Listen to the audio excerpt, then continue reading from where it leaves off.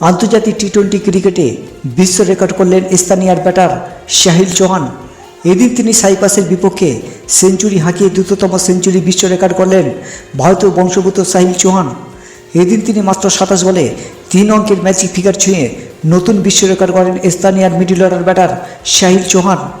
এর আগে টি-20 ক্রিকেটে দ্রুততম সেঞ্চুরি রেকর্ডটি ছিল নামিবিয়ার ব্যাটার জন লিকন লোফটি ইটেনের, যেখানে তিনি মাত্র 33 বলে সেঞ্চুরি হাঁকিয়ে যে রেকর্ডটি করেছিলেন। আর এবার জন লিকন লোফটি ইটেনের দ্রুততম সেঞ্চুরি রেকর্ডটি ভেঙে নতুন রেকর্ড করলেন স্থানীয় ব্যাটার সাহিল চৌহান। সাইপ্রাসের বিরুদ্ধে 2টি টি-20 ম্যাচের সিরিজ ছিল স্থানীয়ার।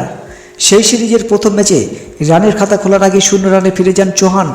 আর সিরিজের দ্বিতীয় তথা শেষ ম্যাচে খেলতে নেমে ব্যাট হাতে চালান তাণ্ডব, যেখানে তিনি মাত্র 41 বলে 144 রানের বিধ্বংসী এক ইনিংস খেলেন। তার ইনিংসটিতে ছিল 18টি ছক্কার পাশাপাশি 6টি চারের মার।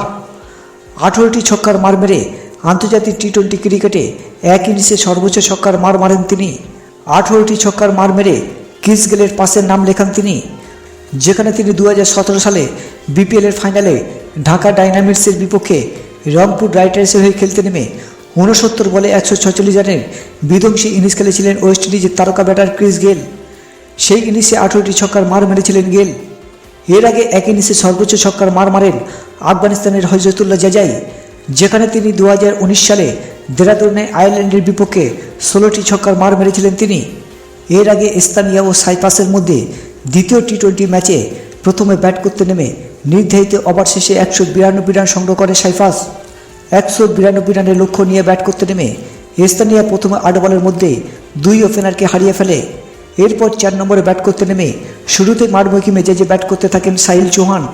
মাত্র 14 বলে যেখানে তিনি পূর্ণ করেন 50, আর 27 বলে ক্যারিয়ারের প্রথম সেঞ্চুরি পূর্ণ করেন তিনি। তার ইনিংসের উপর ভর করে স্থানীয় সেখানে 42 বল বাকি থাকতেই 6 উইকেটে জয় পায়।